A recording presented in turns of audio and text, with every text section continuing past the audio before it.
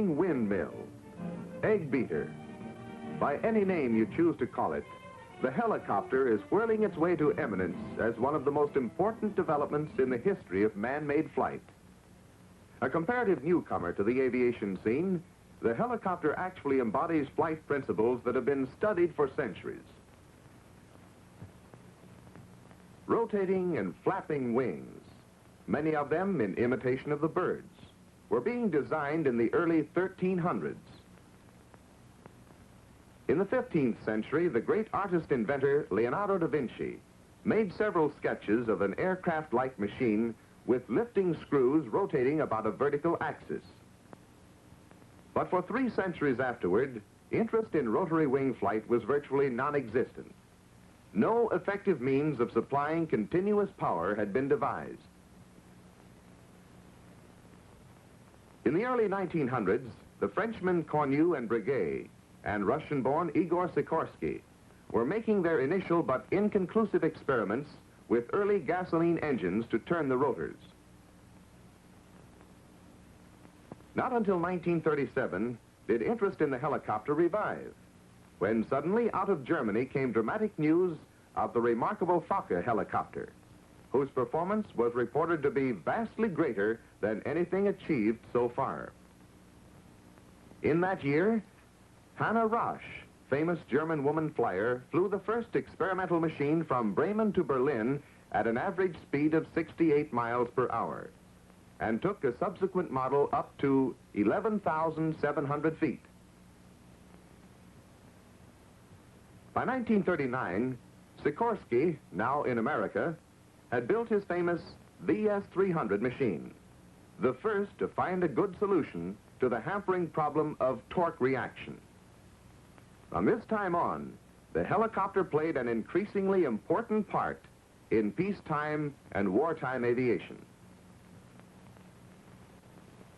Compared with the advance in fixed wing flying, helicopter development until recently has been slight. Most designers have centered their attention on altitude and speed. But as Sikorsky himself pointed out, mastery of the air will depend not alone on how fast we travel, but on how far we stretch the difference between high speed and low speed. How far supersonic planes will stretch this difference in one direction, we can only guess. But the helicopter has taken us to the very limits of the other extreme. The helicopter can stand still in midair. The helicopter can take off vertically. It can move forward, backward, or sideways. It can travel 100 miles an hour or a few feet an hour. It can land with or without engine power on a few feet of landing surface. The combination of these qualities make possible a whole new field of air operation. The helicopter is excellent for reconnaissance and liaison work, for spotting missions and supplying troops in the field, for transporting equipment and personnel between points otherwise inaccessible by air, for rescue work, as proved by its heroic service record in Korea. To begin our study of rotary wing flight, let us first examine the basic principles of aerodynamics which enable the helicopter, or any craft for that matter, to support itself in airborne flight. When a conventional airfoil, like an airplane wing, is passed through the air mass, the air separates in front of the airfoil's leading edge and slips around it much as water slips around the sides of a moving ship. Now, let us vary the angle of attack, or the angle at which the airfoil passes through the air mass. We tilt the wing upward slightly, and the stream of air passing over the top of the wing is unable to hug the surface as closely as does the air striking the wing's bottom surface. This creates a low pressure along the top surface of the wing and a high pressure on its undersurface. The result is lift to the airfoil. In a helicopter, however, The airfoil is not a fixed wing, but a series of two or more wing-like blades which revolve around a hub.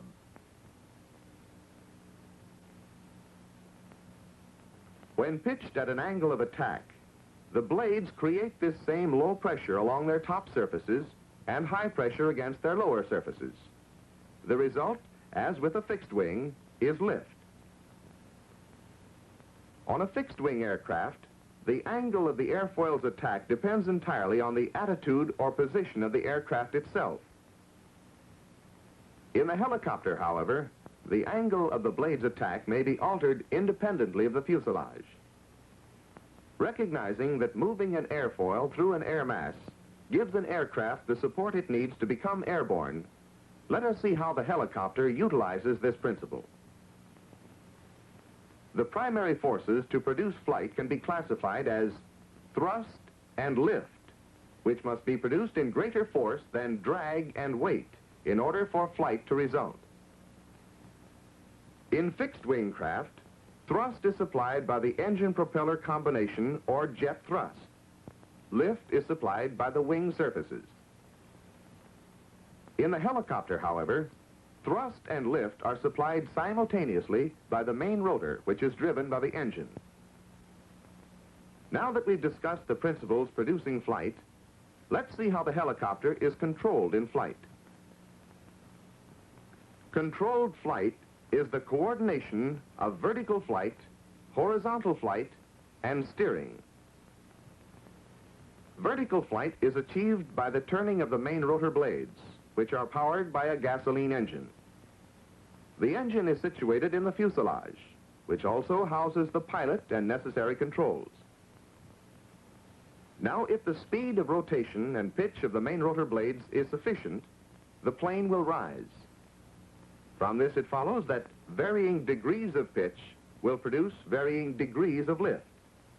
A greater degree of pitch with sufficient engine power to maintain rotor RPM will naturally produce a greater rate of climb. Lesser degrees of pitch will produce less lift and thus enable the machine to hover or descend.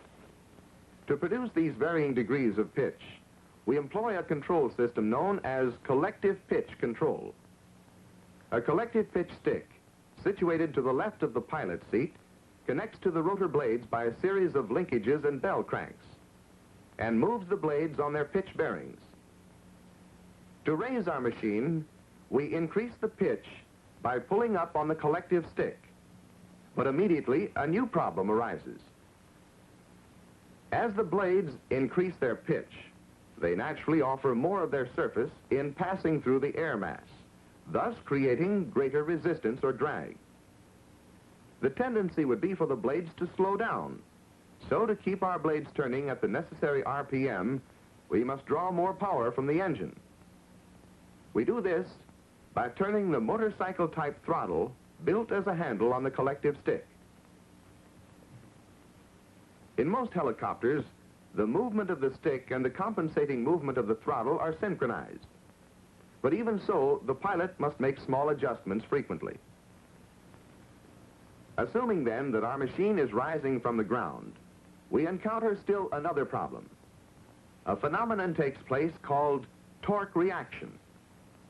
Torque reaction is the tendency of any force applied in a specific direction to create an equal force in the opposite direction.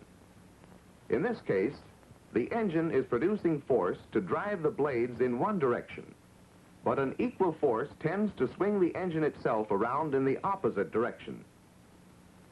Since the engine is not anchored to any stationary object, but instead is held inside the free-swinging fuselage, the fuselage of the entire helicopter tends to spin around in the opposite direction to the blade's rotation. Controlled flight under this condition would be impossible. Sikorsky is credited with being first to produce a practical answer to this problem. As a result of his experiments, we now use a long outrigger mounted on the rear of the helicopter called a tail boom, and attached to it a small propeller or tail rotor, rotating in a vertical plane parallel to the fuselage.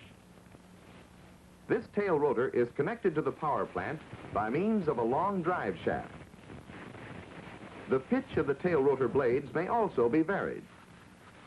Their degree of pitch is controlled by linkages to a pair of rudder pedals located in the pilot's compartment. When the tail rotor pitch is increased, the blades act like a conventional propeller and pull the helicopter's tail away from the direction in which the torque reaction tends to turn it. Or the pitch may be lessened to such a degree that the blades offer very little resistance, and thus allow the tail to be turned in the direction of the torque reaction. As we can readily see, this arrangement provides us with an excellent means of directional control. But now, let us continue our vertical ascent. Notice how the fuselage hangs like a pendulum, with its center of gravity directly under the rotor head. We are moving upward, but suppose we want to increase our rate of climb. All we do is increase the pitch on the main rotor blades and add throttle to maintain RPM. To slow down our vertical ascent, or to hover in midair, we lower the collective stick to lessen pitch, and at the same time maintain RPM by adjusting the throttle. We are hovering in midair, preferably 3 to 5 feet off the ground. So far, we've demonstrated the first function of the helicopter, the function of vertical flight. Now we're ready to demonstrate the second function, that is, horizontal flight. Assuming there are no wind currents, our main rotor blades are turning in a disc plane that is horizontal, and the lift and thrust vectors are perpendicular to the disc. Movement in any other direction will be achieved by tilting the rotor disc in that direction. Logically, we would expect the helicopter to follow the absolute direction in which the disc is tilted. The force of gravity, however, is pulling the machine downward. At the same time, the rotor is pulling it upward and thrusting it forward. The resultant of these forces is forward motion. As forward motion begins, a loss of lift results due to the tilting forward of the lift vector to provide thrust. To maintain altitude, add collective pitch, making small throttle adjustments to maintain RPM. The method by which the rotor disc is tilted is called cyclic control. Situated directly in front of the pilot's seat, like the control stick of a fixed-wing aircraft, is the cyclic control stick, which actuates a series of linkages leading to the lower of 2 circular metal plates, one above the other and separated by bearings. This entire mechanism is called a swash plate. The lower plate does not revolve, but may be tilted in any direction by a movement of the cyclic control stick in that direction. This movement forces a corresponding tilt on the upper plate, which revolves on the bearings at the same rate of speed as the rotor. The hub of the rotor blades in this particular machine is connected to the upper revolving plate by suitable linkages, which force the entire rotor disc to tilt in the direction first imposed by the movement of the control stick. Cyclic control is independent of collective pitch. Collective pitch changes may be applied regardless of the angle of tilt of the rotor disc. Generally speaking, the collective pitch of the blades provides vertical lift, while tilting the rotor provides forward, backward,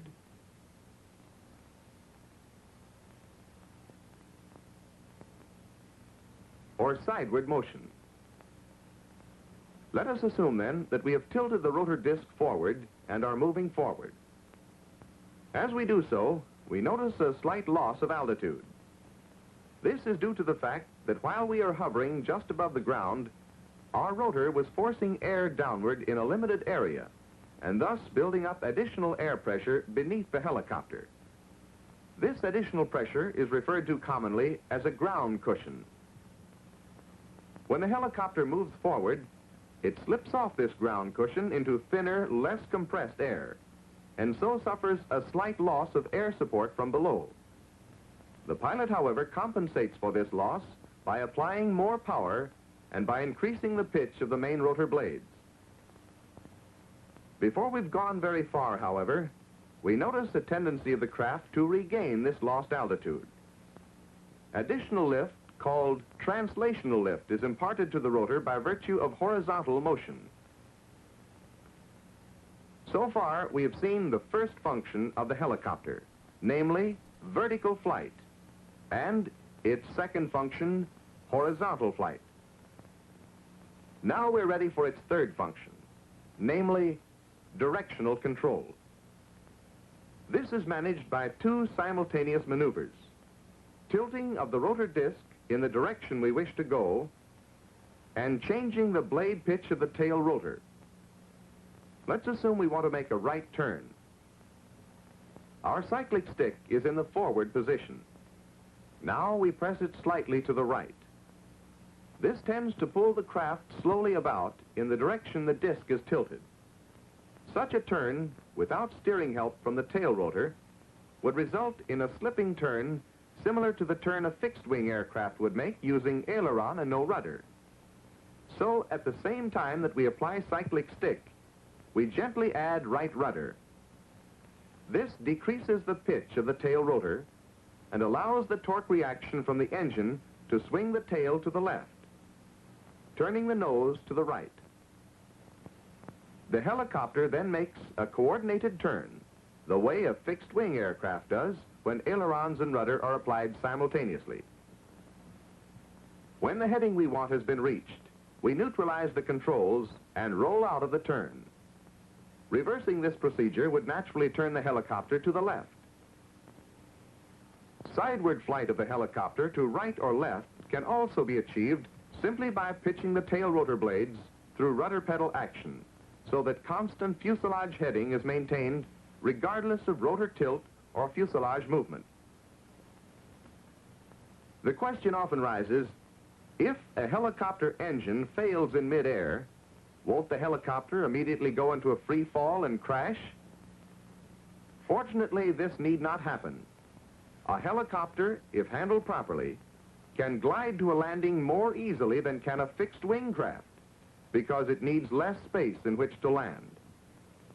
Such a dead engine landing is called an auto-rotation landing.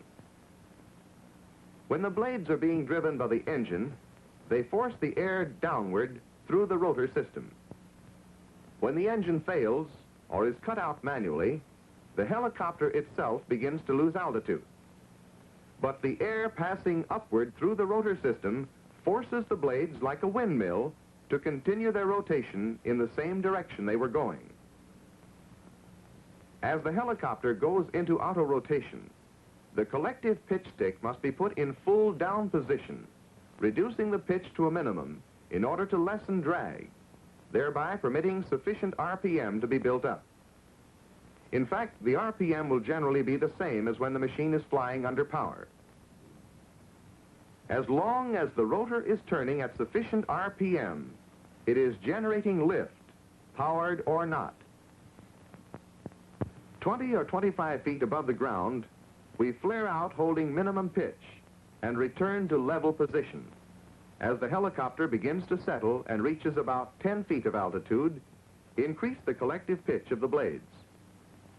By doing this, we turn the potential energy of the rotating blades into lift.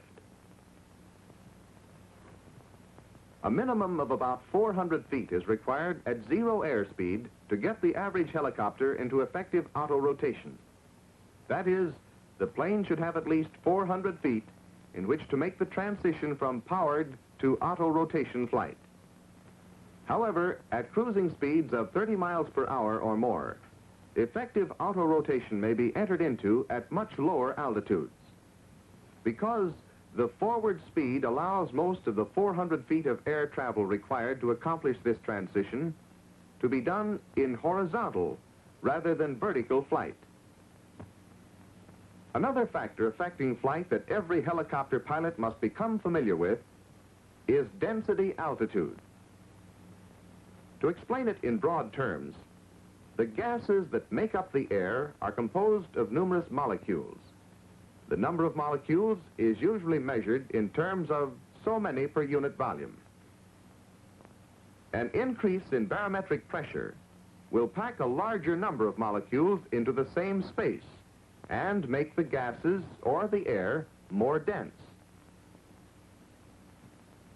An increase in temperature expands a gas so that a smaller number of molecules occupy the same space and makes the gas thinner or less dense. An increase in humidity decreases density by replacing heavier air molecules with lighter water vapor molecules.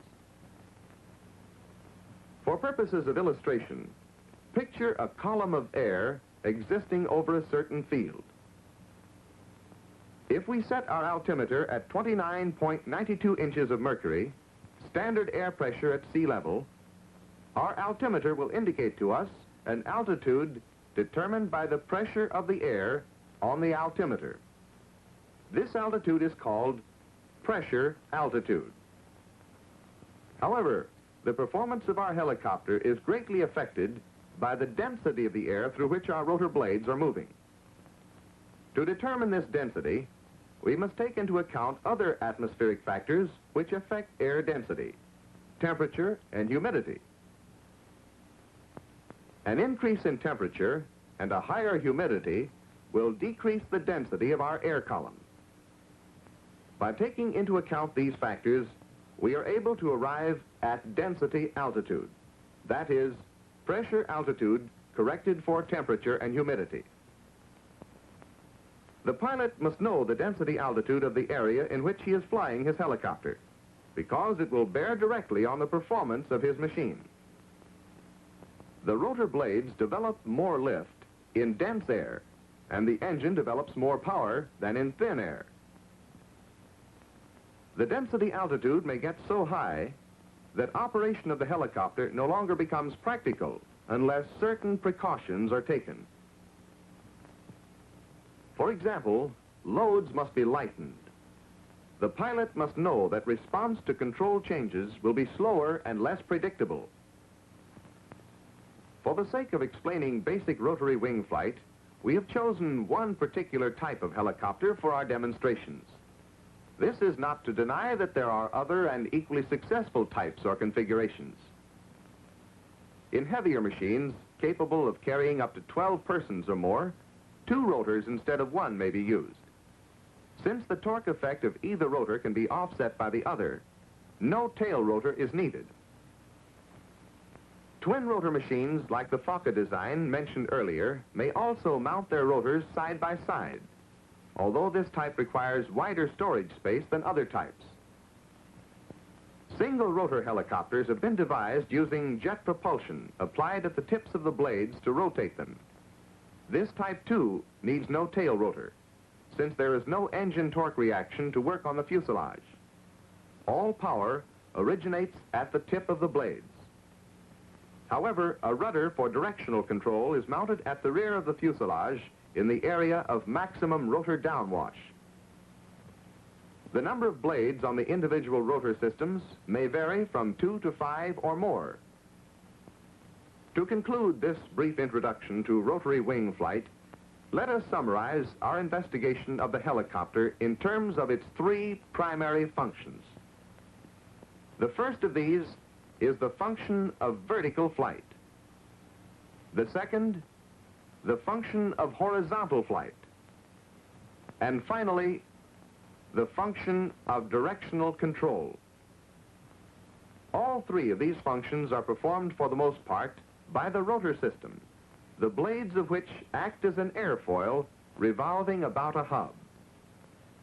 When pitched at different angles of attack, they produce the necessary lift.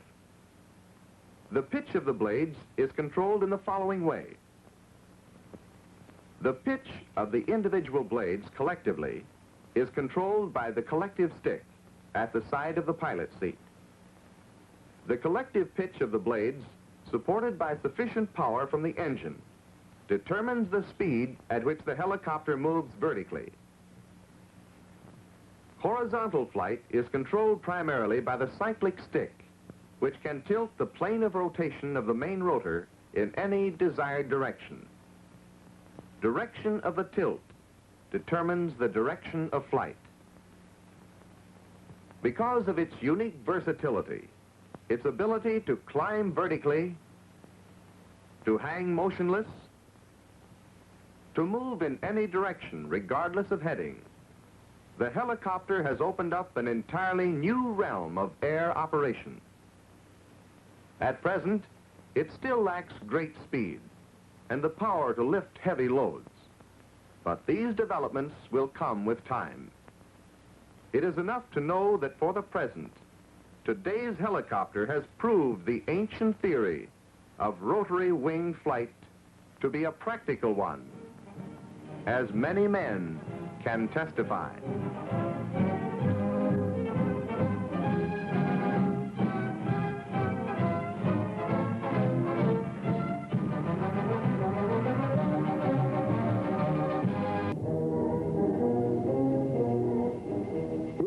Six types of rotary wing aircraft which are being used extensively by the Army today.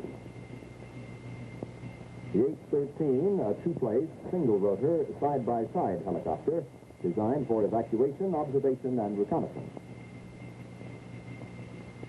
The H-23, also a two-place, single-rotor, side-by-side helicopter designed for evacuation, observation, and reconnaissance. The H-19, a 10-place, single-rotor helicopter designed for liaison, cargo transport, and assault operations. The H-21, a 16-place, tandem-rotor helicopter designed for cargo, evacuation, and assault operations. The H-25, a 4-place, 3-liter tandem-rotor helicopter designed for rescue, cargo, and assault operations.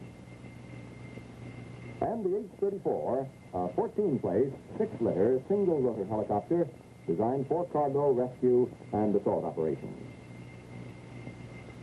As aircraft maintenance men, you will be responsible for the care and maintenance of these and other Army helicopters. Therefore, it is of vital importance that you know and understand the principles and procedures employed in the safe ground handling of all types of Army rotary wing aircraft.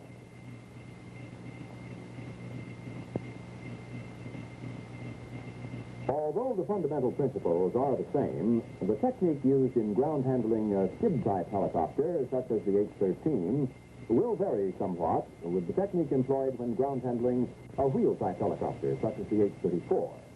So for the purpose of this film, we will concern ourselves with only these two aircraft. Let's begin with this H-13, which has just recently landed. Observe closely the manner in which it is handled, serviced, and moored. Before manhandling any aircraft, all electrical switches must be checked to ensure that they are in the off position.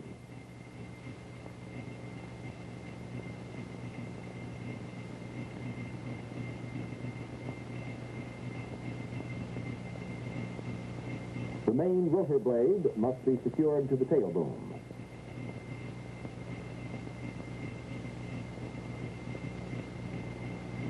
The friction lock must be tightened on the cyclic control stick. And since the H-13 utilizes a skid-type landing gear, the wheels must be placed in the extended position, thus allowing the ship to be moved freely.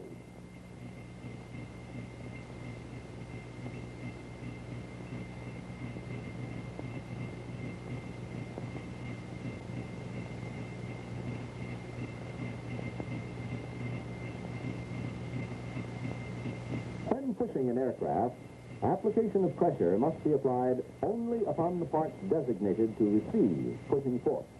These parts are known as push points.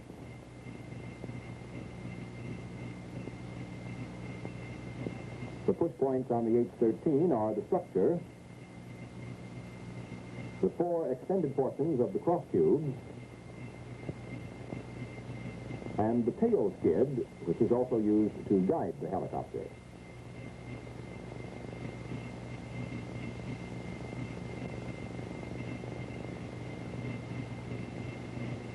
At the refueling point, the helicopter is placed at least 20 feet away from the fuel pump. 20 feet is the minimum distance that an aircraft should be from a fuel pump or truck during the refueling period. Before refueling any aircraft, it is always necessary to ground the fuel hose first. This precaution lessens the possibility of fire resulting from static electricity. To ground the hose, the grounding jack is inserted into the grounding plug located near the filler cap. Only after the fuel hose has been grounded is the filler cap removed and the hose nozzle placed into the filler neck.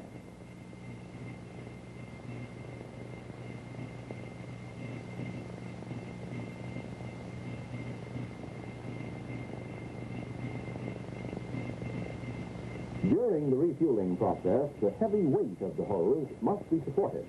This will prevent damage to the filler neck.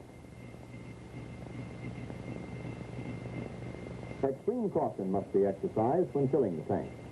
They should never be filled beyond their normal capacity. Fuel spilling out of an overfilled tank is a dangerous fire hazard. One of the greatest fire hazards, however, is smoking. There must be no smoking within 50 feet of any fuel dump, fuel truck, or aircraft, whether it is on the ground, taking off, or landing. As soon as the tanks have been filled, the filler cap is replaced. This action must be taken before the grounding jack is disconnected.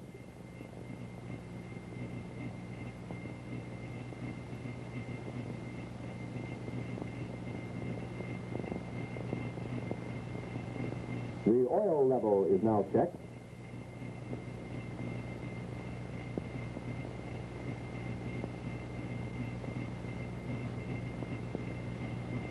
And the servicing recorded in Part 2 of the DD Form 781.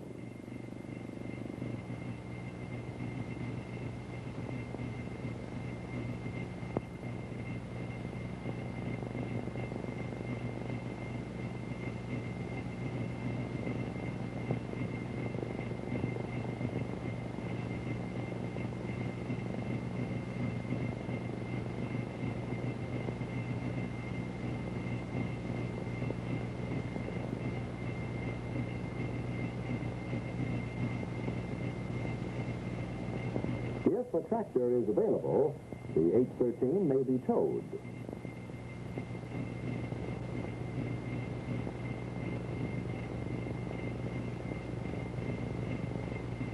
To tow a skid-type helicopter with an aircraft tractor, a bridle made of 3/4-inch rope must be used. The bridle is connected first to the forward cross tubes of the landing gear,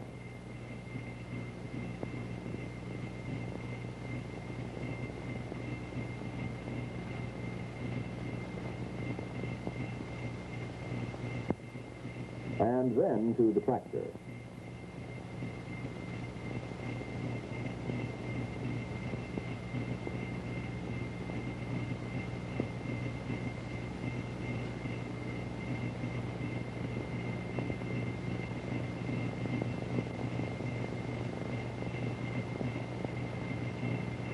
When a skid-type helicopter is towed, a man must be stationed at the tail boom extension both to guide the ship and to stop it from rolling onto the tractor.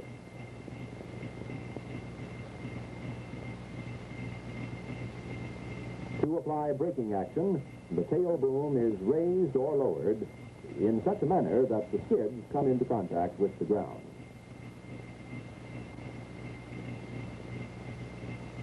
When braking action is not desired, the tail boom should be held at level so that the helicopter may rest on its wheels. This will prevent needless wear and tear on the skid.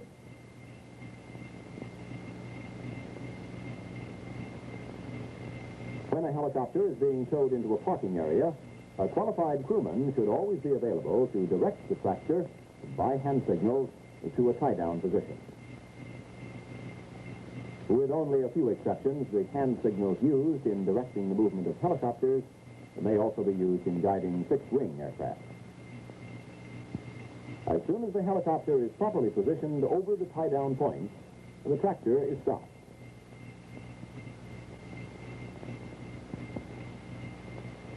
bridle is now disconnected, first from the tractor and then the helicopter.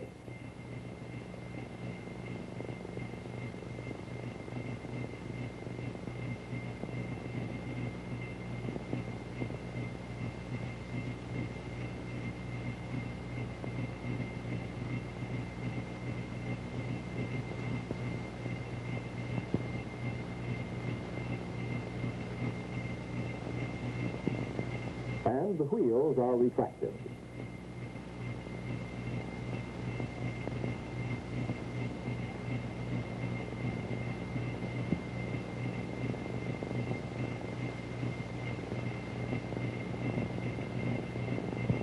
The aircraft is now ready to be tied down. There are 4 tie-down points on a skid-type helicopter, one at each end of the cross tube.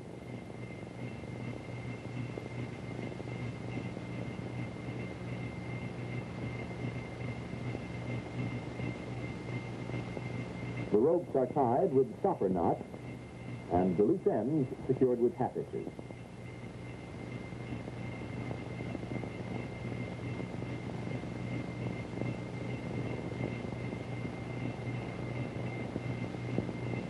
In the event of high-velocity winds, it is recommended that helicopters be moved into hangars. If the hangar should be of open pipe, the forward blade must also be tied down. This is accomplished by placing a tip stock on the forward blade and tying it to the front cross tube.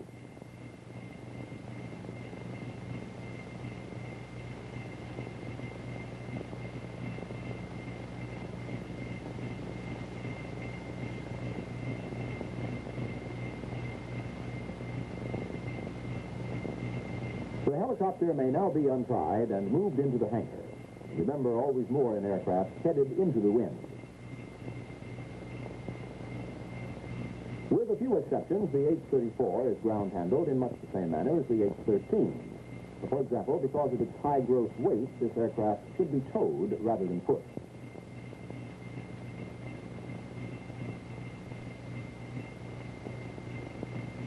The tow bar is connected first to the tail wheel axle.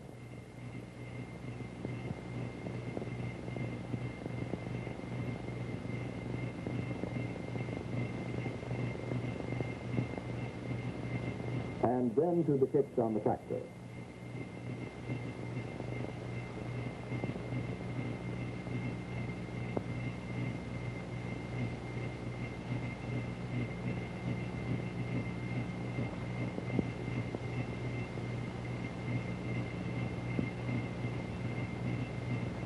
The brakes are now released, and the tail wheel unlocked. Although steering is automatic when the aircraft is towed, a crew member must always be in the pilot's seat to operate the brakes. If the aircraft is to be towed in the forward position, the tow bar is connected to the tie-down rings on the main landing gear. Towing speed should be no faster than a normal walk. If the aircraft is moved in close proximity to other aircraft or objects, a guide must be available to ensure adequate clearance between the rotor blades and the objects being passed. Care must also be taken to avoid sudden starts, stops, and short radius turns. When the helicopter is properly positioned over the tie-down points, the tractor is stopped.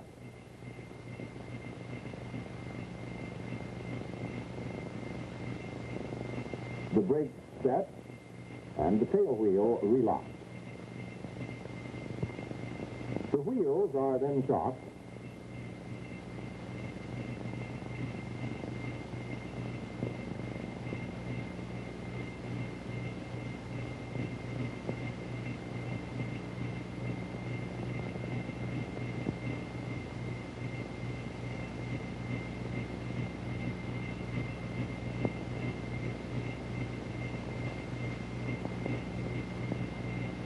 And the tow bar removed.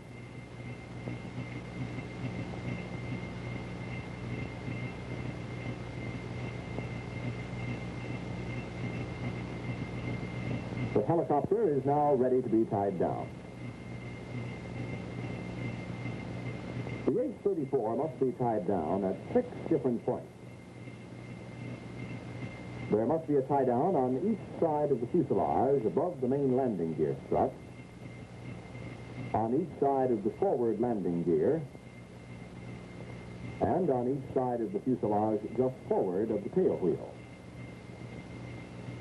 In the event of high-velocity winds or extreme weather conditions, the H-34 should be moved into a hangar. Before moving the aircraft, however, the main rotor blades and the tail pylon must be folded. Here's how it's done. First, the rotor brake is placed in the off position.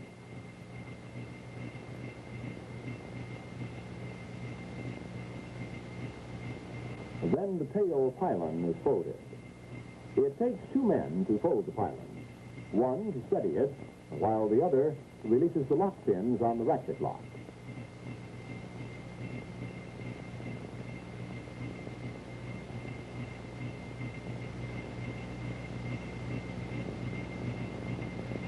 In folding the pylon, care must be taken to ensure that the tail rotor blade will clear the fuselage. The pylon is secured by pressing the rod on the tail cone into the wedge fitting on the pylon. When this has been accomplished, the blade stowage equipment, consisting of 4 pocket assemblies, is installed. The pockets are connected to the hookup boxes located on each side of the fuselage.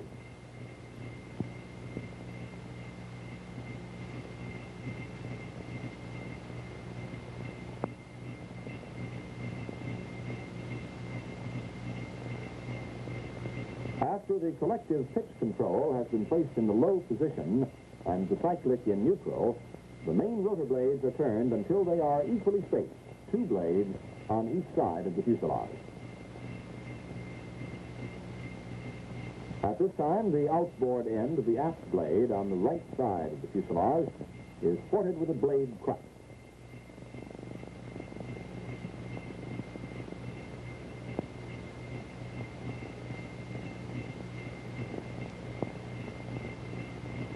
And the safety wire on the blade lock knob is cut. This action permits the knob to be unscrewed so that the blade sleeve will turn.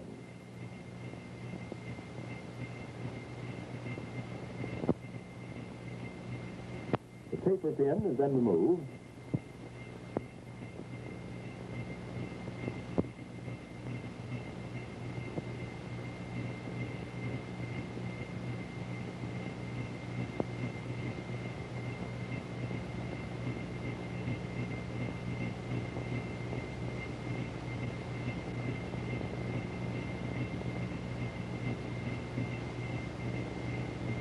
And the blade is allowed to hinge downward.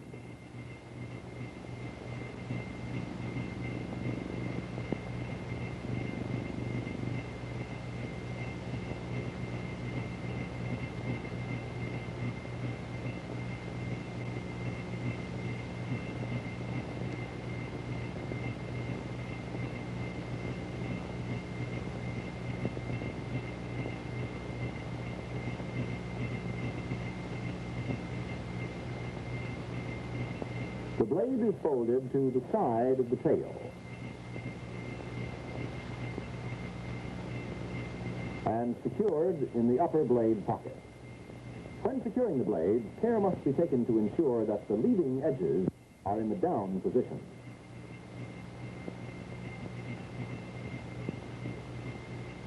The procedure is continued until all 4 blades have been folded and secured.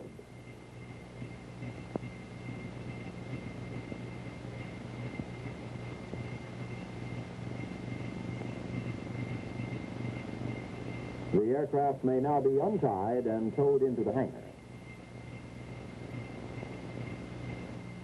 Your mission is to keep the Army's helicopters operational, that is, flying in the air safely. You can better accomplish this mission by employing the proper principles and procedures when you are manhandling, servicing servicing,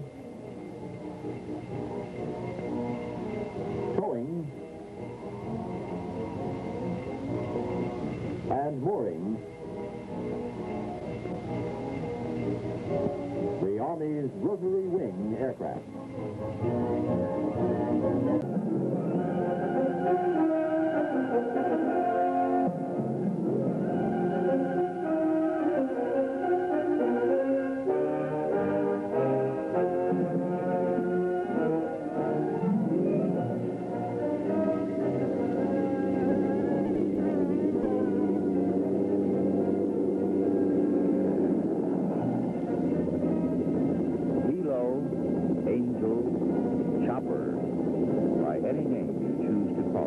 The helicopter has revolutionized the world of man-made flight.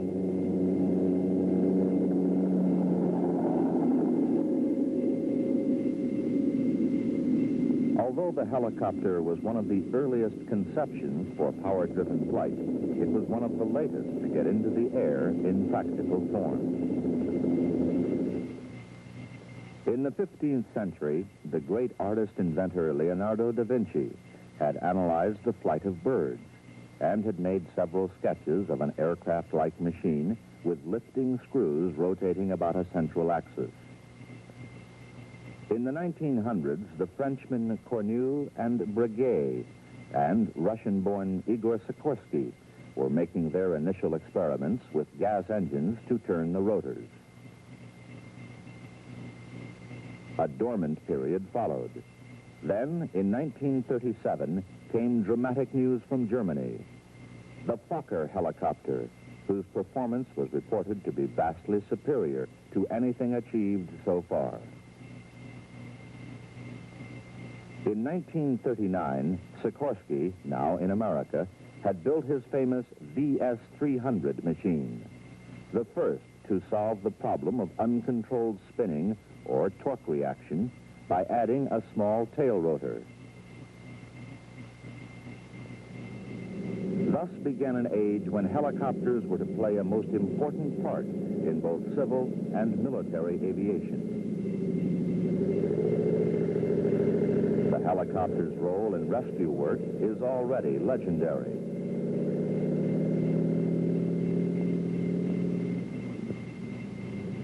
Large cities have employed helos manned by officers as an aid to law enforcement. Up-to-the-minute traffic advisories are broadcast to drivers to avoid traffic jams and expedite traffic flow during peak hours. Helicopters can move across difficult terrain to set towers, string and inspect transmission lines.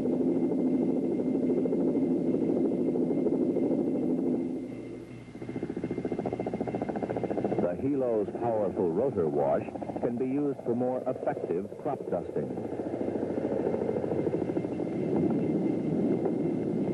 Or to save lives by blowing flames away from a blazing aircraft or building, allowing firemen and rescue personnel to move in close.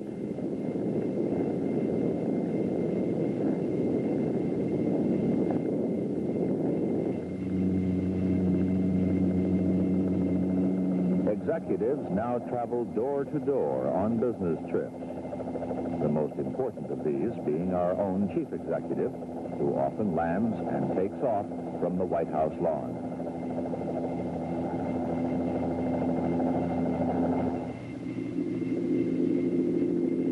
Navy helos operating with ASW task forces use sonar to search out enemy submarines. With this kind of underwater device, the helicopter can locate, then move in to attack and destroy any aggressor.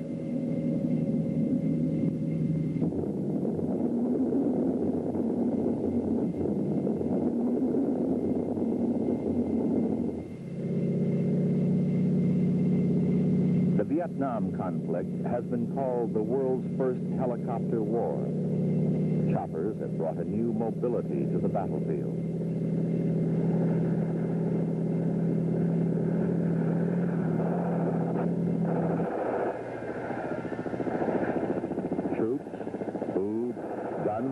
ammunition are quickly brought into battle.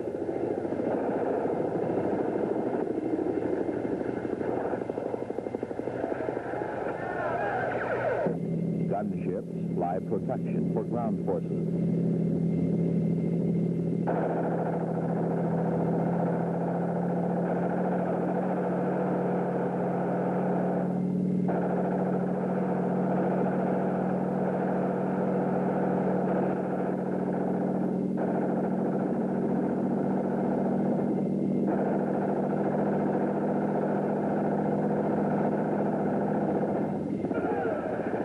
Wounded are picked up and quickly evacuated to hospitals.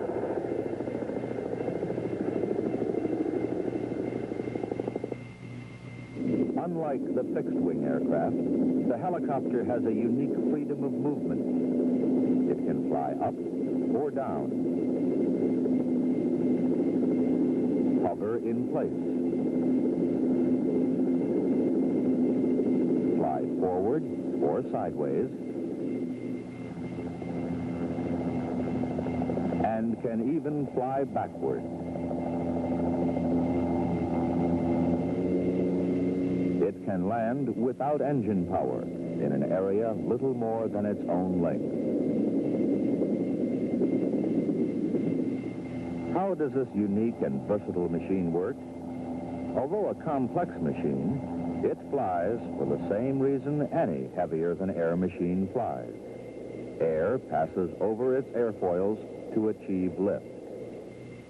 The airstream separates in front of the leading edge and moves across both the upper and lower surfaces. If we vary this angle at which the airfoil strikes the air, or its angle of attack, air passing over the top of the airfoil does not hug the surface as closely as air along the bottom. Both airstreams reach the trailing edge at the same time, but air along the top travels farther and thus must travel faster. This increase in velocity reduces the pressure on top of the airfoil. The result, a lift to the airfoil. The Hilo airfoil is not a fixed wing, but a series of two or more power-driven blades or wings, which revolve around the hub and is called a rotor. The action of the main rotor produces both the desired lift and thrust. Lift by increasing angle of attack on rotor blades, thrust by tilting the plane of rotation of the main rotor. The main rotor blades are attached to a shaft or mast connected through the transmission to the helicopter's engine. The mast is situated at or near the center of gravity in a single rotor helicopter. Helicopters are controlled about 3 axes: longitudinal axis,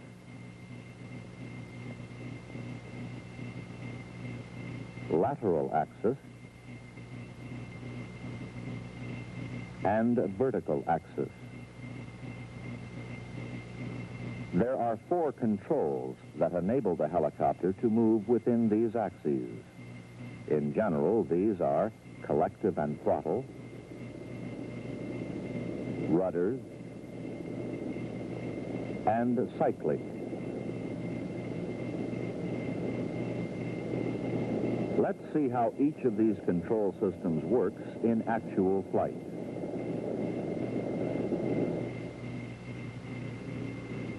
The collective controls blade pitch and is connected to the blades by a mechanical linkage system.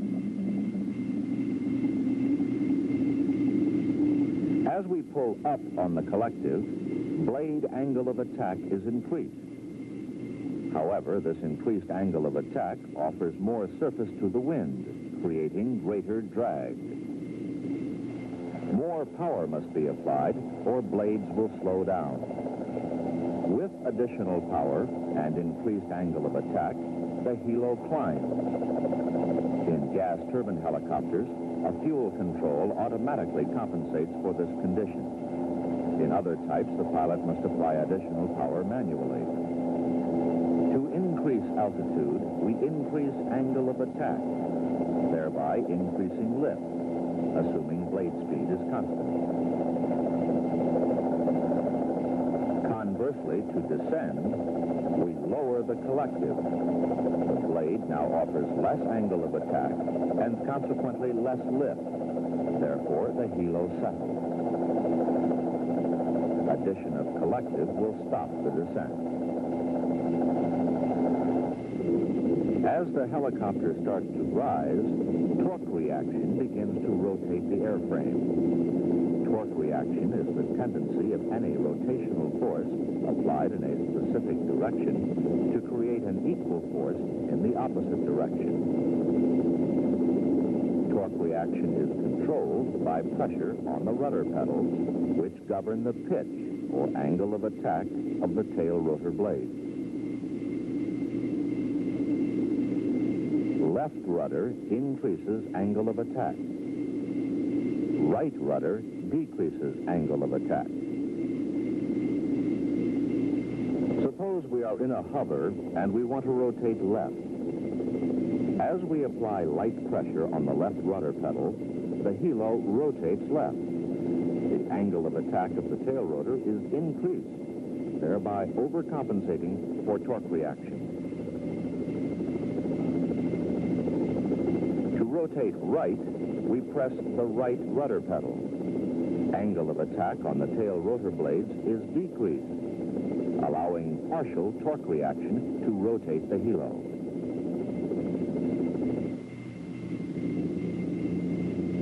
We are now ready to try horizontal or directional flight. This is accomplished by tilting the rotor.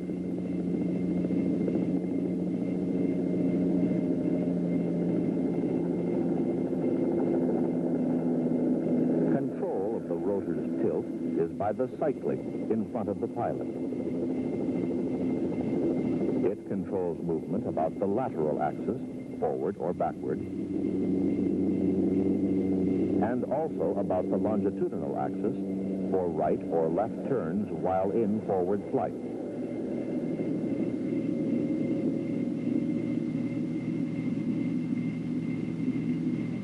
The cyclic activates a series of linkage leading to the lower of two circular metal plates, one above the other, separated by bearings. The entire mechanism is called a swash plate assembly. The lower or stationary swash plate does not revolve, but can be tilted in any direction by movement of the cyclic control stick in that direction. This tilts the upper or rotating swash plate, which revolves about the shaft, changing blade pitch as the blades rotate.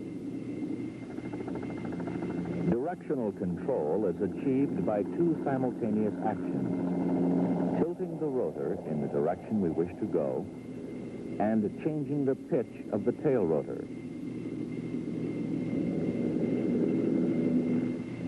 From a hover, forward flight is achieved by moving the cyclic forward. You will notice that the helo tends to settle due to loss of ground cushion. An increase in the collective must be made to maintain constant altitude. To make a right turn during forward flight, move the cyclic slightly to the right. At the same time, press gently on the right rudder pedal, decreasing the angle of attack of the tail rotor.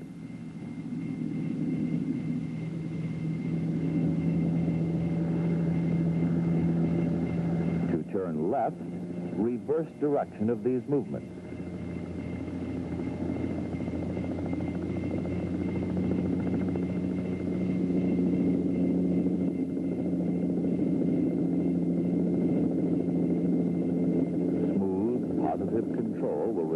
In a perfectly coordinated turn.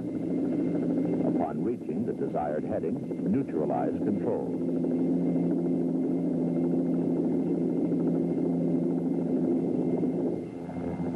To fly sideways from a hover, move the cyclic in the desired direction, while maintaining constant fuselage heading by rudder pedal action. As we have seen, collective pitch changes angle of attack and controls vertical lift to allow the helicopter to fly up or to hover. Rudder pedals operate the tail rotor, which aids in directional control of the aircraft.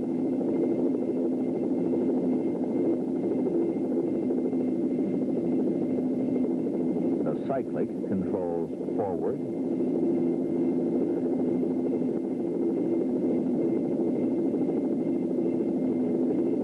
backward,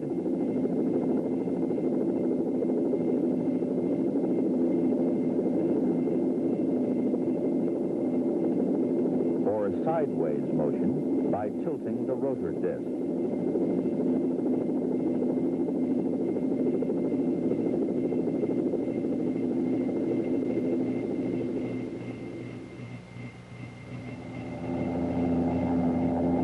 One question often asked is, what happens if the engine fails? The answer is auto-rotation. A freewheeling unit disengages the rotor system. Immediately lower the collective to reduce angle of attack. This will lessen drag and aid in maintaining rotor RPM. During auto-rotation, as the helicopter begins to lose altitude, air passes upward through the rotor system, forcing the blades to continue rotating in the same direction. Rotor RPM will be about the same as when your helo was flying under power. Establish and maintain designated auto-rotation airspeed. At the prescribed height above touchdown point, assume a landing attitude. Pull up smoothly on the collective, reducing your rate of descent by turning the potential energy of the rotating blades into lift. There is now a downward flow of air through the rotor, which allows a safe and gentle landing. Your vertical rate of descent without power will be roughly comparable to that of a parachute. From a hover at altitude, a helicopter needs approximately 400 feet to pick up sufficient forward speed to effect a safe landing. However, at cruising speeds, effective auto-rotation can be obtained at nearly any altitude. When the engine stops at these speeds, air velocity forces air back through the rotor system almost immediately, thus permitting a safe landing from almost any altitude. Now to review what we have learned about helicopter flight. There are three kinds of flight: vertical flight, hovering, and horizontal flight. Changing the pitch or angle of the main rotor and tail rotor blades controls helicopter movement. In vertical flight, the collective controls the magnitude of thrust. To climb, all blades are at high pitch. To hover, all blades are at medium pitch. To descend, all blades are at low pitch. In horizontal flight, the cyclic controls the direction of thrust and is moved in the desired direction of travel. Rotation of the helo is controlled by changing the pitch of tail rotor blades.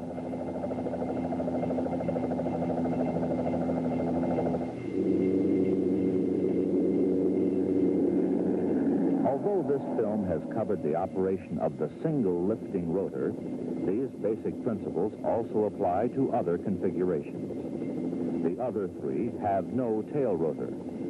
Torque is offset by a second rotor spinning in the opposite direction. These are tandem, with rotors in front and rear. It is insensitive to load distribution. The Syncropter helicopter, which has intermeshed blades, synchronized as in an egg beater. The coaxial helicopter has twin rotors on the same shaft, mounted one over the other, whirling in opposite directions. Another single rotor helo configuration is the rigid rotor. It is stable, quick to respond, and more maneuverable. It is fast becoming a part of our growing helicopter force. may be searching for enemy submarines on ASW missions, flying vertical replenishment,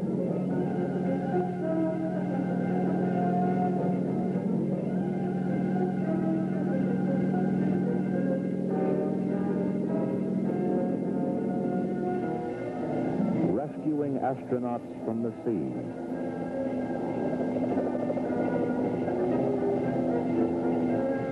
or airlifting troops in a vertical envelopment opposing enemy forces.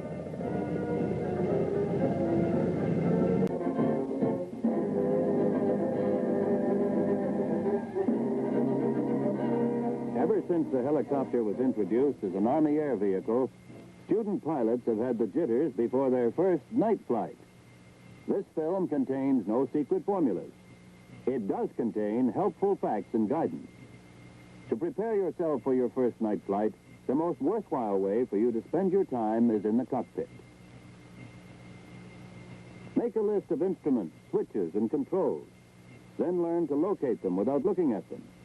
You will find that with a little practice, your familiarity with the cockpit will be increased. Even your daytime flying proficiency can be greatly improved by this exercise.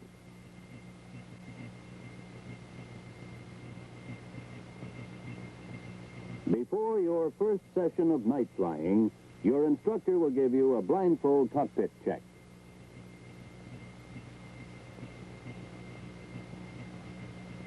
This may seem more like a game than training, but you'll value it when you find that your hand goes automatically to the right control or switch without hesitating or fumbling. After your night flight briefing, you will pre-flight your helicopter. In addition to the usual thorough inspection made before daylight flights, examine the navigation lights to be sure that they are lit and secure. After you have flown at night, you will appreciate how important these lights are.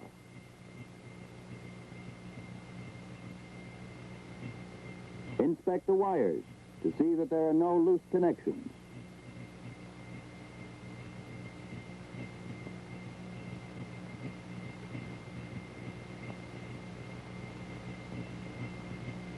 In a helicopter, your landing light is used much more than it is in a fixed-wing aircraft.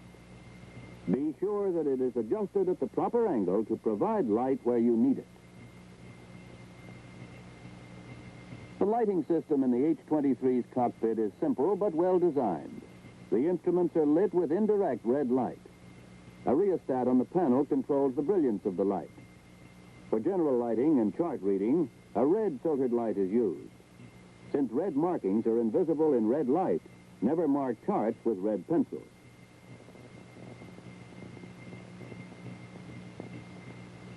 Never, in training or in the field, take off at night without a flashlight. Like the chart light, it should be equipped with a removable red filter. If the batteries are not fresh, replace them. In an emergency, your flashlight may be your only light. At night, it is important to see that the bubble is as clean and clear as possible. Dust, oil film, and scratches on the plastic cause reflections to be increased and visibility is reduced.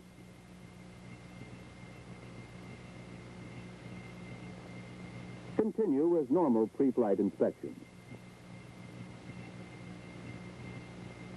Check to be sure that the fire extinguisher, ballast bar, and shoulder harness are properly secured.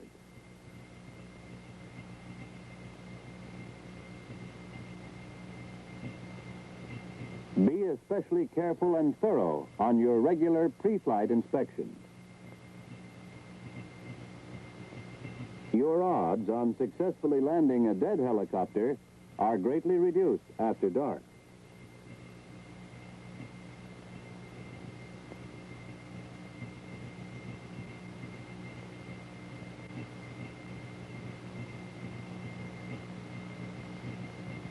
With pre-flight completed, turn on your navigation lights prior to starting the engine.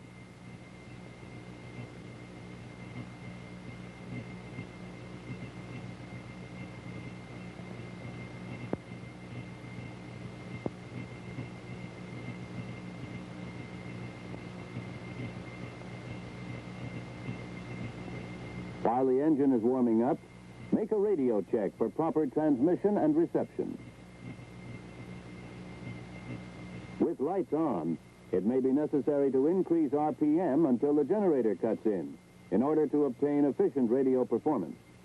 For this reason, and to conserve your battery, never allow the engine to idle slowly for more than a short time at night. Be particularly careful to have an accurate altimeter setting. With visibility limited, this is obviously the best way to avoid flying into the ground or an unmarked obstruction. Now, add power and pitch and hover out for takeoff.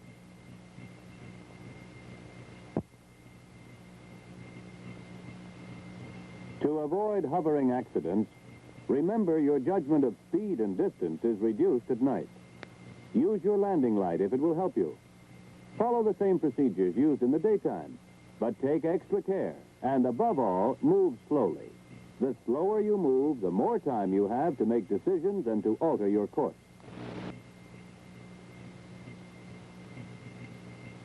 Takeoffs at night should be kept as near normal as possible.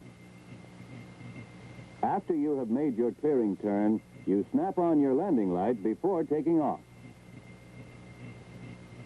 You will experience your first new sensation when you leave the lighted area of the heliport and fly into the relative darkness of the sky above. This transition is similar to the sensation of walking from a lighted room into a darkened one. You feel ill at ease until you become adjusted to the darkness. With experience, you will become accustomed to this sensation. While climbing out, you should cross-check airspeed, altimeter, RPM, and manifold pressure. The beam from your landing light will provide reference to the ground and help you to hold a straight ground track. At about 100 feet, your landing light will become ineffective. Turn it off and make a conscious effort to orient yourself. Look for the lights of a town. Try to distinguish the glow above the horizon. A combination of cross-checks of instruments and an effort to orient yourself will do the trick.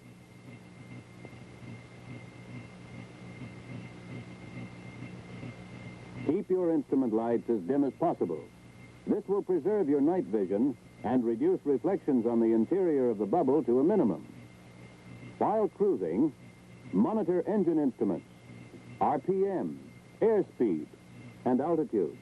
But keep your primary attention outside the cockpit and moving from point to point. From the air, the view may be like this.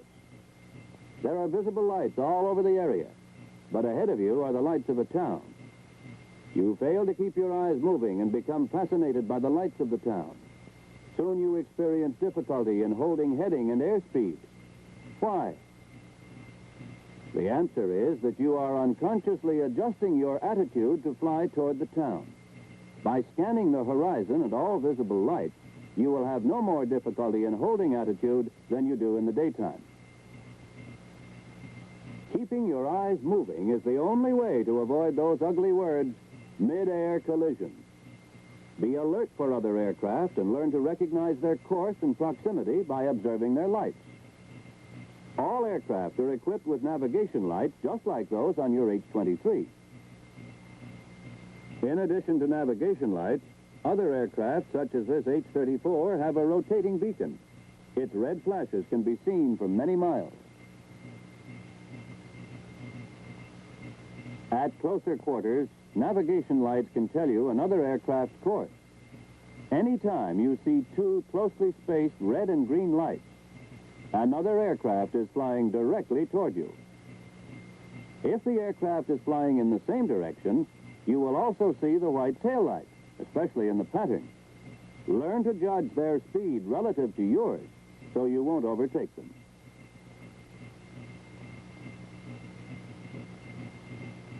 Your checkout will be brief, but your instructor will point out landmarks you can orient yourself by. And he will give you a vertigo check. While you lean forward, he will turn the aircraft and place it in an unusual attitude. When you straighten up and take the controls, you will very likely experience vertigo. The object is to simulate a critical situation so that you and the instructor can see how you react to it. In most cases, students have no difficulty in regaining level flight and original heading without assistance. Following your checkout, you will proceed to the stage field. Usually, your instructor will take the controls and demonstrate the first approach and landing. You're familiar with the stage field by daylight. Let's see how it will look at night. The same traffic pattern is used. Lanes 1, 2, and 3 fly the pattern on their side of the field, while lanes 4, 5, and 6 fly the opposite pattern. Entry to and departure from the patterns is at 45 degrees. The only difference in the physical setup is that lanes 1, 2, 5, and 6 are used for approaches, while the center lanes, 3 and 4, are used for auto rotation. These lanes are marked at night with a row of white lights. All lanes are marked with a green threshold light at each end. Panels are used in the daytime as a guide to initiate your approach. At night, amber lights are used to mark the panels to be used for your approaches, this being the first panel in each lane. These lights are not intended to illuminate the area. They merely define the lanes and landing panels. Your stage field work will be covered in detail in your night briefing and in talks with your instructor. We will cover only the high points. Your first few takeoffs and approaches will be made dual. When the instructor feels you are ready, he will send you out solo. With the instructor beside you, you will make approaches with your landing light on and with it off. You will, however, use the landing light on all solo approaches. For obvious reasons, you must use extreme caution to stay in your own lane. In at least one way, precision approaches are easier at night. The air at ground level is calmer than it is in the daytime. There is usually no problem of turbulence. One of the best ways for you to get the feel of handling the helicopter at night is to practice hovering. Without the clearly visible outside references to which you have become accustomed, you will find at first that you don't immediately sense changes in attitude. Once you've gotten the knack, however, you'll have come a long way toward mastering night flight.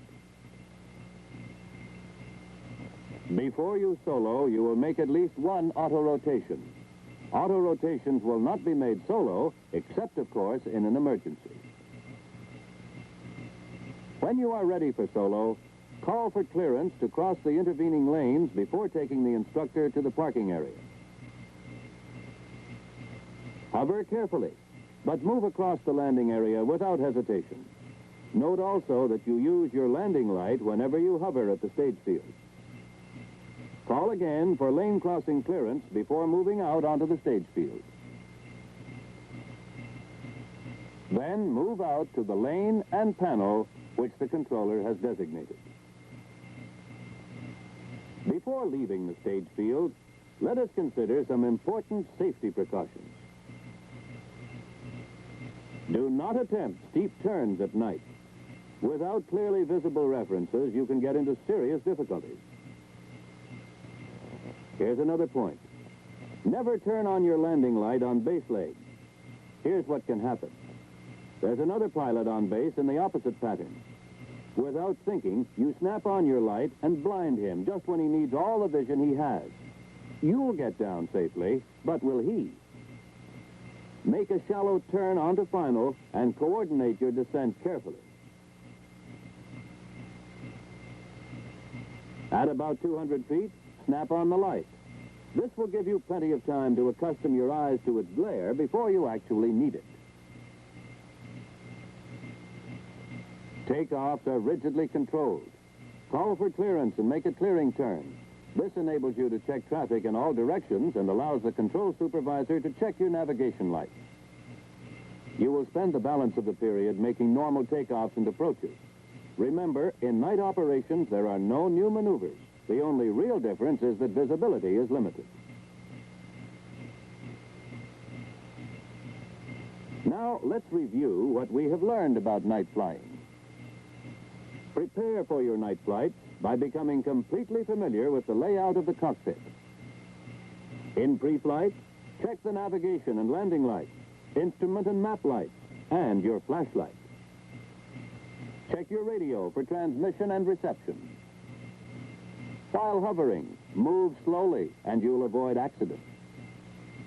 Use your landing light on takeoff.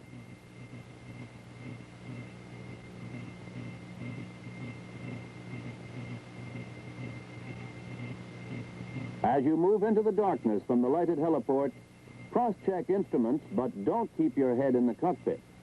While cruising, keep your eyes moving outside the cockpit. Don't become fascinated with one light. Scan all of them.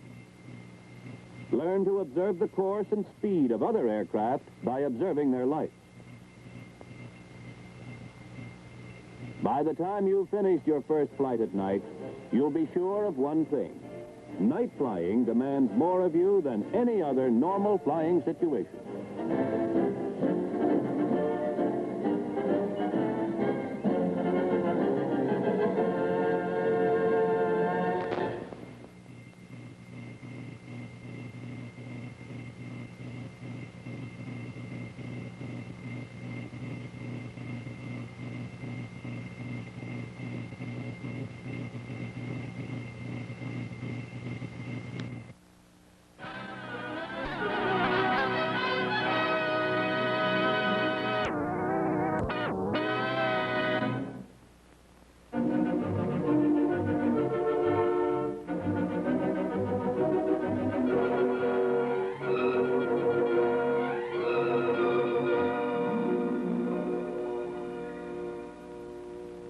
Yes, sir.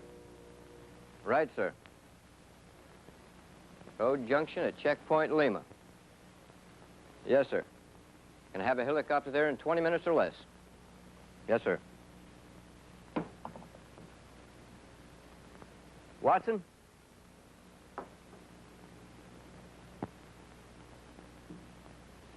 Take 0241 to the road junction here at Checkpoint Lima. You pick up an engineer NCO, bring him up to this bridge so he can check the condition of it and its approaches. On the way up, follow the river so he can locate any other bridge sites or fords he can use in the event this bridge is destroyed. Any questions? No, sir. In combat, that's all you'll get. A few brief words describing your mission. The rest is up to you. Plan your flight, prepare your map, select checkpoints, calculate fuel requirements, and be there in 20 minutes or less. Right now, in primary flight training, is when you must learn how to do it. Later in your training, you'll get many hours of practice in flying such problems.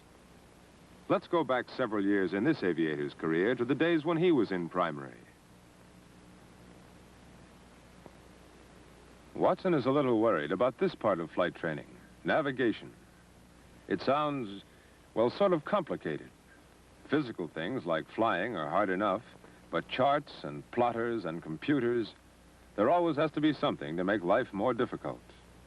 But the very first thing the instructor says makes Watson determined to learn navigation. During the past few years, almost the entire world has been equipped with electronic aids to navigation. Range stations, marker beacons, ADF facilities, omni-range, and radar. We could eliminate dead reckoning navigation and pilotage from your training, except for two exceedingly important facts. First, in the low-level tactical flying you will be doing as Army aviators, you can make very little use of these electronic aids. Second, if a major war were declared tomorrow, these commercial electronic highways might very well be shut down for the duration. As Army aviators, therefore, pilotage and dead reckoning are more important to you than to most other aviators. Setting it down in a pasture because you're lost and out of fuel is embarrassing in peacetime. In combat, it could be fatal. With a new understanding of the importance of navigation, Watson is ready to learn, and he soon makes a pleasant discovery. There isn't as much math and mystery to navigation as he had feared. Common sense is the main ingredient, and Watson, like most men selected for flight training, is long on common sense. Most military men understand the basic principles of geography. The use of latitude and longitude to define position isn't difficult, but it's a little harder to understand how the features on the spherical surface of the Earth can be transferred to a flat sheet of paper, like a map, without a great deal of distortion. This is accomplished by a process called projection. The three most important projection techniques are Lambert conformal, Mercator, and stereographic. Each of these methods of projection has special characteristics. For example, Mercator projections are best suited for use near the equator.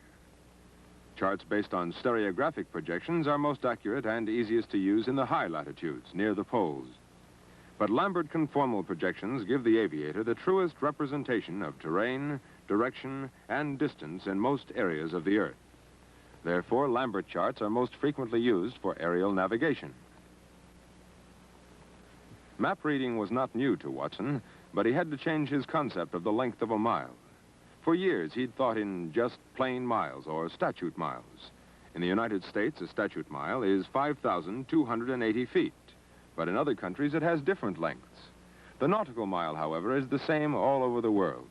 It is longer than a statute mile, but its length in feet is not important. The important and very handy fact about a nautical mile is that it equals 1 minute of latitude. Therefore, each degree of latitude always equals 60 nautical miles. This makes rapid guesstimating of distance very simple. For example, these two airfields are just about 1.5 degrees of latitude apart, or approximately 90 nautical miles. Remember, you can always measure nautical miles on any chart, even if you don't have a nautical mile scale, because 1 nautical mile equals 1 minute of latitude. Watson learned to respect charts. Every flight depends on the picture of areas, locations, distances, directions, and conditions which they provide for the aviator. Having learned about the charts available to aviators, Watson started on a new phase of his course in navigation, plotting and measuring, the technique used for laying out a course and determining its distance and direction. At first, it seemed that the instructor was making a great deal of fuss about flying from A to B, but it turned out to be more complicated than Watson had expected. Learning how to use a plotter was simple. It has a straight edge for drawing lines and scales for measuring distance on various charts. It also has special scales for determining the direction of course lines. Step 1 in plotting is to draw a course line from departure to destination. Then measure its length with the appropriate scale. Determining the direction of the course line is equally simple, provided one precaution is taken. Every line has 2 directions, in this case about 075 degrees and 255 degrees. Aviators have been known to use the opposite direction and fly a fine course directly away from their destination. To avoid this error, estimate your direction first. This direction is obviously in the quadrant between 0 and 90 degrees. Now, place the straight edge of the plotter on the course line and slide it until the hole at the center of the direction scale is over a meridian nearest the midpoint of the course line. Where the meridian intersects the arc of the scales, read the scale which gives the figure in the estimated quadrant between 0 and 90 degrees. The direction of the course line is 075 degrees. Since we estimated it first, we know that it certainly is not 255 degrees. The direction of the course line measured from the meridian is called true course.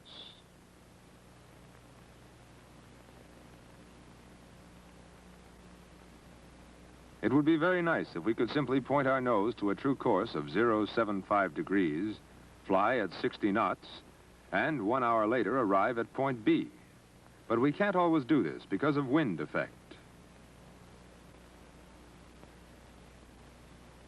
Let's say there is a wind from 320 degrees at 20 knots. During our hour of flight, the wind would drift us 20 miles to the southeast, and we'd arrive at point C at the end of the hour rather than at point B. How do we correct for this drift? Actually, the answer is here on the sketch. During flight planning, we construct a wind triangle based on the factors we already know, and solve for this angle. Let's call it X degrees. Now, by applying this X degrees in the upwind direction from our course, we obtain a new direction called heading.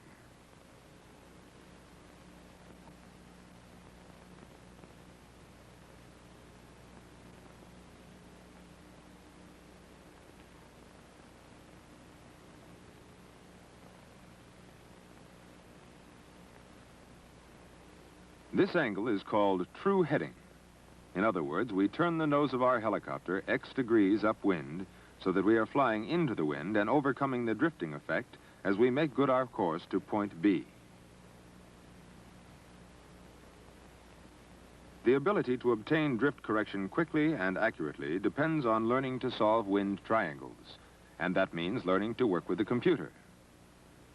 On the wind face of the computer, you can work any vector problem which may come up, either in flight planning or in the air. Practice until you're thoroughly familiar with it.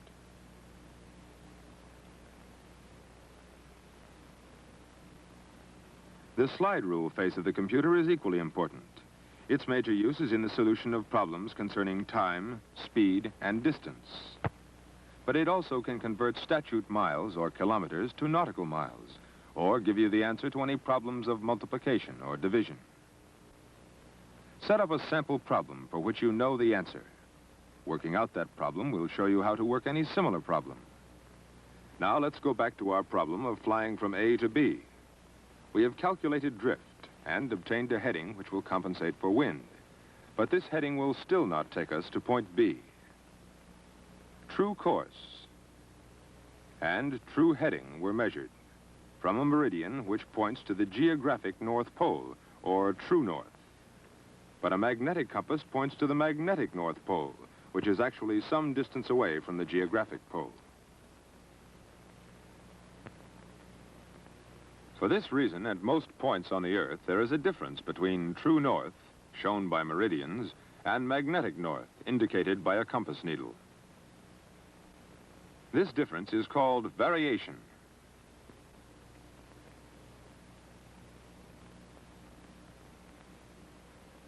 The amount of variation you must apply to true heading to obtain magnetic heading is shown on charts by isogonic lines, which connect points of equal variation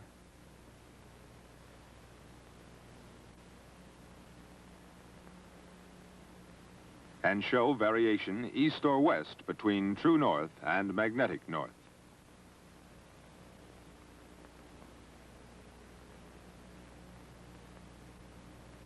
By applying variation to true heading, we obtain magnetic heading.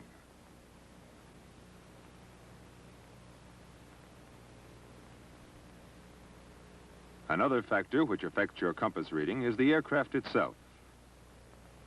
Let's say this helicopter is heading straight toward magnetic north. It would seem that its compass should read due north, but it does not.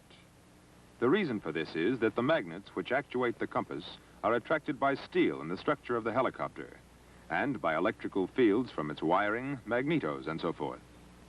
This error is called deviation.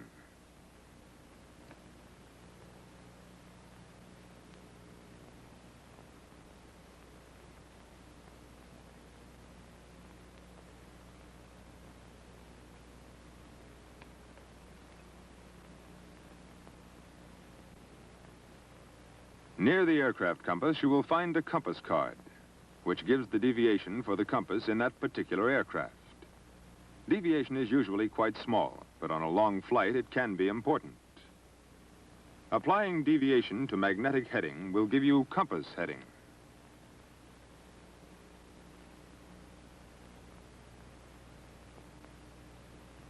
Which is the heading you must fly to arrive at point B. Let's review to put together all of the steps. Starting with true course.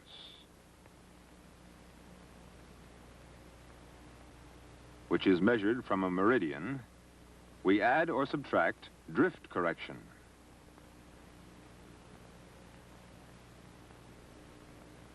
To obtain true heading. So far, we have taken care of the effect of wind on our flight. To true heading, we add or subtract variation.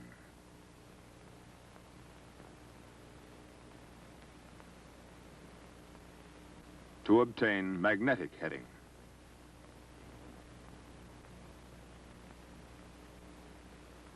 Now we have taken care of the fact that the magnetic pole is not located at the geographic pole. To magnetic heading, we add or subtract deviation.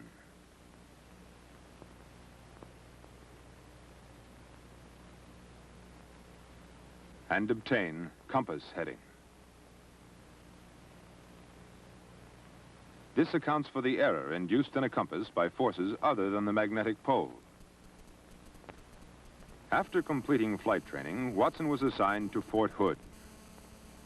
He's only been there a week or two, and right now he's receiving his first assignment for a cross-country flight. He's to fly a Sioux from Fort Hood to Fort Sill, leaving Hood at 1000 hours. Oh, 750 hours, just about 2 hours to get ready. Let's listen in on Watson's thoughts for a moment. Maybe I should get someone to help me plan the flight. Someone with more experience. No, I'll do it myself. No time like the present to find out how much I learned in school.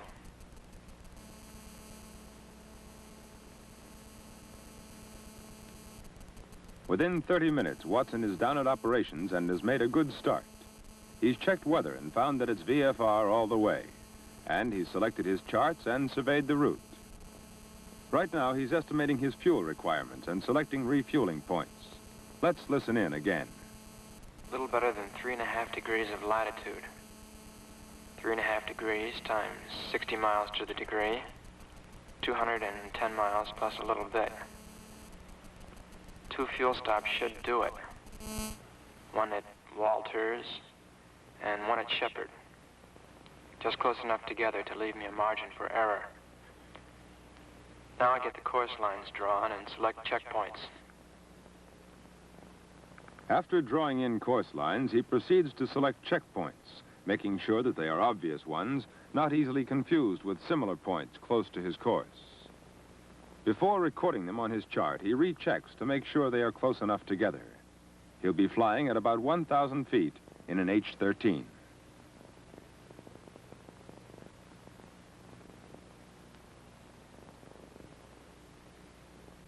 Within a few minutes, Watson scaled off the distance between checkpoints and recorded it on his charts. As he finished each leg, he checked his arithmetic by making sure that the individual distances added up to the total length of the leg. As he works with the plotter, he remembers his instructors saying, Always estimate direction first, then use the plotter. Make sure the arrow points the right way. Read from low numbers to high. Using this error-proof procedure, Watson will obtain true course for each of the 3 legs. In a few minutes, Watson will call weather and get the wind at his selected altitude. With this information, he will work out drift correction and get the headings for each leg.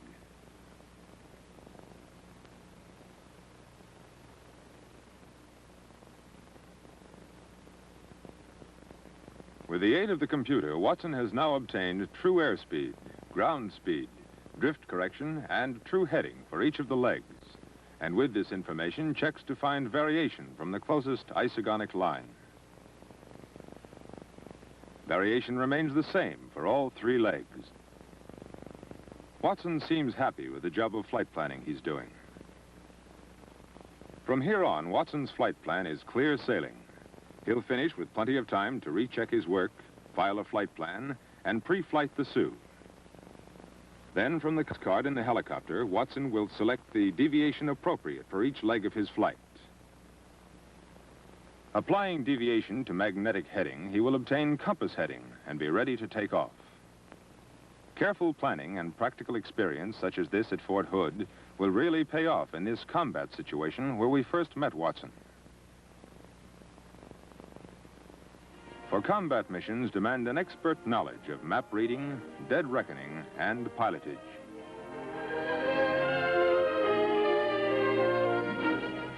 Course lines will follow stream beds or ravines, and checkpoints may be no more than 200 or 300 yards apart. Ability to stay oriented in low-level flight demands superior knowledge of all the principles of navigation. Armed with his thorough knowledge, Watson can and will undertake and complete this mission successfully.